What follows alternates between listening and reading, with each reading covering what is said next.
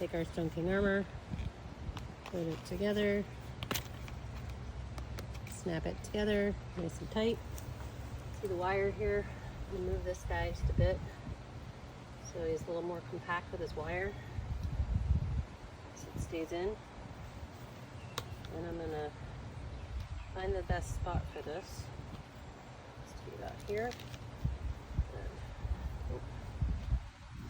Take it in. Make sure your wire is already in there. And this one's actually got pretty light grass right now, so it's been raining. Put it in there.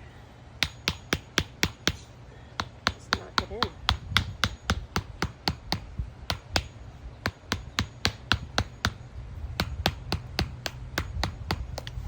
Get that guy out of the way.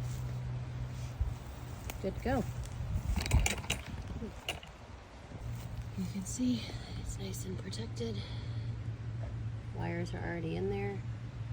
You can also see if you want to, what level you want to go to. You can see the damage that it's already been getting from, hold on guys.